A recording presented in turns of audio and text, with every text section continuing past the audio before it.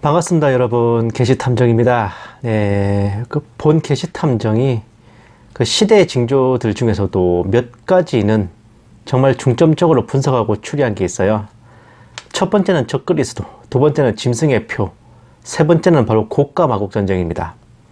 적어도 그 세 분야는 마라나타 업계의 원탑을 자랑한다는 자부심을 갖고 있으며, 그러니 많지 안주하지 않고 항상 연구에 연구를 거듭합니다. 그러다 보니 이제 많이 부딪힐수록 수정하고 바로잡을 AS거리도 좀 많죠. 가령 예를 들면 작년이나 그 이전에 이제 계속 보여드렸던 고가 마곡 전쟁 분석에서는 이제 고가 마곡 전쟁의 전개 양상만 설명하고, 그것이 왜 일어나는지 실무적인 원인에 대해서는 아예 제가 분석을 안 했었습니다. 불과 몇 달 전까지만 해도 이제 응답하라 고가 마곡 2부작이 있었죠. 거기서는 아예 우크라이나 입장에서 러시아를 좀 악으로 묘사하기도 했어요. 그러나 전쟁이 진행되고 우크라이나와 러시아 사이의 역사적 관계, 오랫동안 분리 독립을 위해 내전을 치른 돈바스 지역의 배경 이야기와 우크라이나 현 정부 및 네오나치 잔당들의 실태에 대해 확인하면서 현재는 러시아군의 특수 군사작전과 돈바스 독립군의 투쟁을 응원하는 데까지 이르렀습니다. 다만 공은 공이고 사는 사이기에 이 전쟁이 휴거 이후 고가 마곡 전쟁으로 어떻게 진행될지도 많은 고민과 추리를 했었는데, 이전에는 이렇게 예측했었습니다. 보세요. 지금은 1, 2안 전부 잠정 파기 상태인데, 일단 이제 러시아와 이슬람이 연계하여 부활선으로 변신한 뒤 유럽 및 이스라엘을 침공하여 벌이는 대대적인 핵전쟁. 다만 이제 소련이 될지 안 될지는 좀 미지수. 이란은 사실 트럼프 대통령이 재선이 안 됐기 때문에 그냥 자동 파기됐고, 이안 같은 경우에는 이제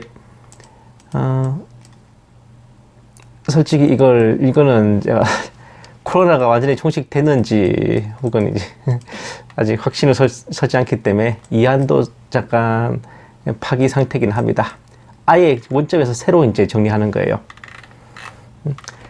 하지만 1, 2안 전부 이제 아무래도 미중 극동 대전쟁이 먼저 터질 것 같다는 예측을 하고 있었죠. 그런데 갑자기 우크라이나 전쟁이 터지니까 또다시 머리에 지진이 일어났단 말이죠. 러시아 쪽이 먼저 전쟁을 하네? 이러면서. 이게 어쩌면 고기, 로스, 메색 두 발의 왕으로 완성되기 위한 과정이 아닐까 싶은 생각도 들었습니다. 원래 러시아 영토는 모스크바 일대의 대러시아, 벨라루스 일대의 백러시아, 우크라이나 일대의 소러시아로 구성되어 있는데, 대러시아와 백러시아는 지금 교섭된 상태죠. 러시아와 벨라루스가. 하지만 소러시아, 우크라이나만 떨어져 있기 때문에 우크라이나를 병합함으로써 옛 러시아 제국을 완성시키려는 게 아닌가 하는 겁니다. 물론 우크라이나 전체를 다 병탄할 필요도 없어요. 크림반도와 헤르손에서 돈바스까지, 굳이 하나 더 붙이면 오데사, 이 지역들, 이 러시아계 지역들만 복속해도 됩니다. 저는 솔직히 키예프까지도 갈 줄 알았는데 안 가더라고요. 그동안 부활 소련이라는 명칭을 사용했고 소련연합군 어쩌고 했지만, 푸틴은 공산주의자도 아니고 러시아의 공산 정권에 들어설 일도 없어 보여요. 솔직히 고가 마곡을 부활 소련 또는 소련연합군이라 칭한 것은 본 게시탐정이 참고한 자료들 대부분이 1991년 이전, 소련 해체 이전에 출간된 거기 때문에 그 자료들에 이제 고가 마곡을 소련연합군이라고 적고 있었기 때문에 그걸 제가 좀 따라한 것도 있어요. 그러다 보니 이제 현재에는 소련이 없으니까 그 전쟁할 때가 되면 소련이 부활하는 건가? 라는 생각까지도 했었는데, 굳이 소련이 아니라 제정 러시아의 부활만 돼도 충분한 일입니다. 하지만 제가 조금 더 이제 부활 소련이 아닐까 생각했던 것은 본 게시탐정이 많이 참고한 조지 오웰의 1984년에 러시아에 해당하는 초거대 국가인 유라시아의 정치 이념을 네오 볼셰비즘이라 적고 있기 때문에 더더욱 고가 마곡을 부활 소련이라 생각한 것도 있어요. 굳이 러시아의 공산 정권이 들어선다면 아마도 고가 마곡 전쟁이 끝난 이후일 가능성이 높습니다. 아시다시피 에스겔 38장 39장에서 고가 마곡 연합군은 대패하고 무너지는데, 당연한 말이지만 그 전쟁을 지휘한 러시아 정권도 무사할 턱이 없어요. 푸틴이 마곡 왕 곡이라 해도 그때 사망할 확률이 높습니다. 그렇게 사라진 푸틴을 대신하여 집권할 가능성이 가장 높은 인물이 있습니다. 보세요. 파벨 니콜라이비치 그루디닌. 이 사람은 1960년생 정치인 겸 농장 사업가인데 스스로를 이제 공산주의자라고 칭하면서 이제 이 농장 사업도 되게 이제 소비에트식으로 했대요. 집단 농장처럼요. 하지만 뭐 말이 공산주의이긴 하지만 엄밀히 따지면 약간 티토식 수정주의 공산주의 체제이기 때문에 굳이 따지자면 네오볼셰비즘이죠. 그 원형 공산주의하고는 약간 차이가 있습니다. 어쨌든 이 사람이 원래 푸틴의 통합 러시아당에서 정치를 하다가 뭐 주의원까지 지냈었대요. 이후에 이제 반부패, 반재벌 개혁을 내걸고 2018년에 러시아 공산당의 대선 후보로 나가서 2등을 하기도 했습니다. 현재도 이제 2024년 대선에 출마 예정이고 러시아 공산당, 현재 러시아 제1야당입니다. 러시아 공산당을 이끌면서 푸틴의 가장 강력한 라이벌로 지목되는 인물이에요.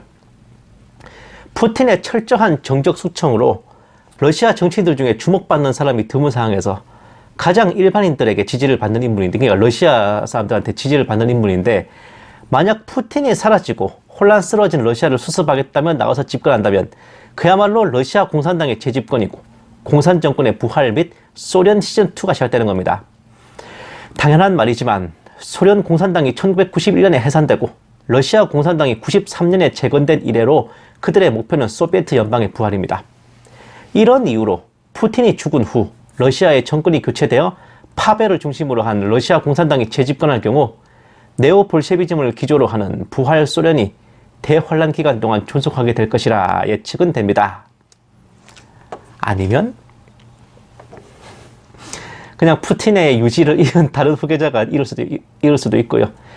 그러나 이것은 어쨌든 고가 마곡 전쟁 이후의 일이기에 뭐 이 정도로만 하고, 다시 본론으로 들어가면 본 게시탐정은 우크라이나 전쟁 이후 상황에 대해 이렇게 예측한 적이 있었습니다. 일단 먼저 보세요. 이게 위키백과 사전에 나오는 건데, 이번 전쟁에서 졸전하는 러시아군, 러시아의 문제, 뭐 대비하지 못한 장기전, 부정부패, 막대한 피해, 경제제재, 구조적 문제, 열악한 보급, 병력 부족, 지휘체계 붕괴, 부족한 명분, 출신 차별, 억지 동원, 병사들의 사기가 떨어지고, 무력, 사이버 정보나 블라블라블라블라블라블라. 뭐 이 글 쓴 사람의 말에 따르면 이따위로 러시아군이 고전하고 있으니 이쯤 되면 러시아 내에서 혁명이 일어나서 푸틴이 축출되거나 체제가 변하거나 덧붙여서 서방 측의 가혹한 경제제재로 재정난, 식량난에 시달리지 않을까 하는 겁니다. 저도 이걸 철석같이 믿고 있었을 때는 이렇게 예상했었어요. 첫 번째, 푸틴이 총동원령을 내려 전면적으로 확대되면 키예프를 함락시킨다. 핵공격이 병행될 경우 그대로 콧가마국 전쟁으로 확대되는 거지. 2번은 현 상황에서 종전 후 세계는 평화로워지나 러시아는 경제난에 시달려요. 그렇게 푸틴 치하에서 콧가마국 전쟁이 발발합니다. 굶어 죽을 수 없으니까 약탈해보자, 이렇게 막 이러던 거예요. 세 번째는 종전 없이 현상을 유지한 상태에서 극동대전쟁이 먼저 발발합니다. 그렇게 미국이 이탈하고 러시아가 대반격을 벌여서 고가마국 전쟁으로 확대되는 거죠. 네 번째는 중국의 지원으로 러시아가 기사회생하고 친중 공산체제가 수립되는데 푸틴 정권이 유지된 채로 공산으로 전환되고, 그리고 우크라이나가 무너진 상태에서 고가마국 전쟁으로 확대되는 겁니다.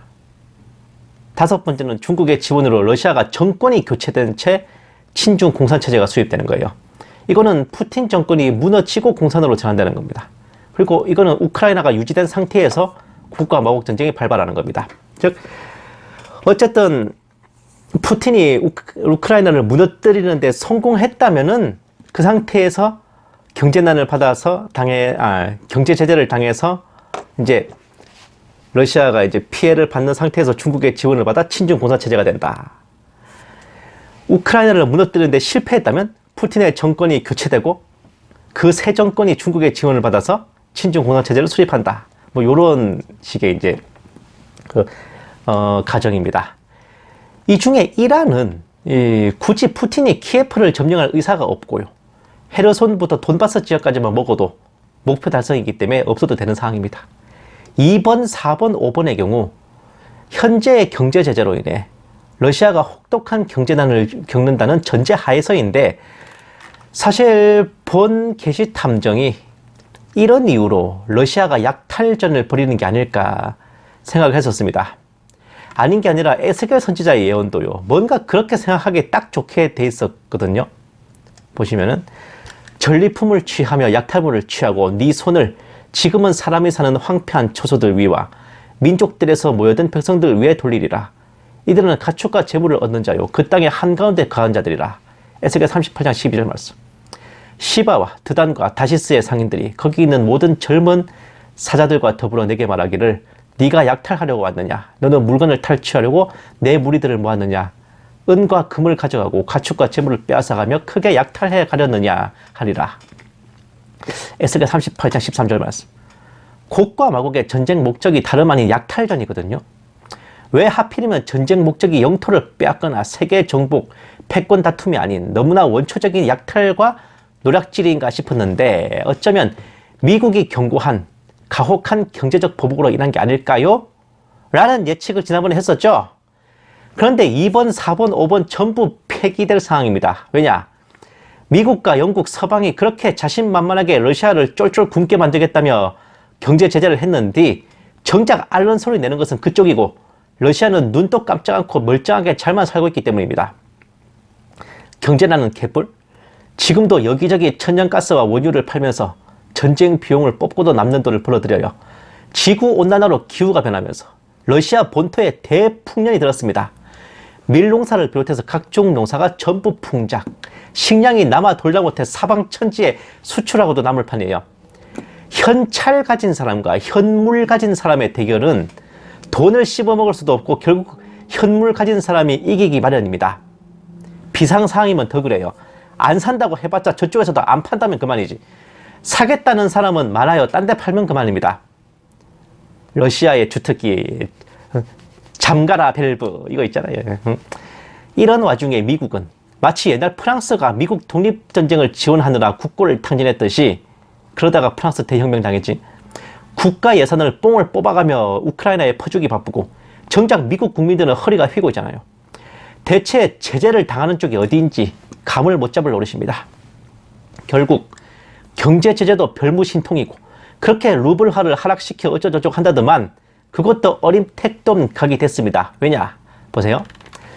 다른 나라였으면 진작 나자빠졌을 경제 제재를 착착 선방해내며 루블화를 안정시키고 러시아 경제를 철통같이 방어해내고 있어서 이번 전쟁에서 러시아군 최고의 명장은 이 나비올리나 중앙은행장이다 라고 불릴 지경입니다. 이 사람이 약간 타타르 혼혈이라서 얼굴이 약간 동양인틱해요. 이 사람이 러시아군 최고의 명장이래 이번 전쟁에서. 그러니까 모든 예측 중에서 러시아의 경제난은 모조리 파기되는 겁니다. 대체 그러면 왜 러시아는 약탈과 노략질을 하겠다고 거병을 하는 건가 의아할 수밖에 없잖아요. 본 게시탐정은 이 부분에서 추리가 막혀가지고 정말 오래 고민했습니다. 그동안 우크라이나 전쟁에 대해 지엽적인 분석들을 올리며 지연절을 벌여서 시간을 벌 수밖에 없었다고요. 과연 곡과 마곡이 이스라엘을 노리고 약탈하러 쳐들어오는 이유는 무엇이고 현 우크라이나 전쟁이 곡과 마곡 전쟁으로 전환되는 계기와 이유는 무엇일까요? 다음 시간에 이어가겠습니다. To be continue. 감사합니다. 게시탐정이었습니다.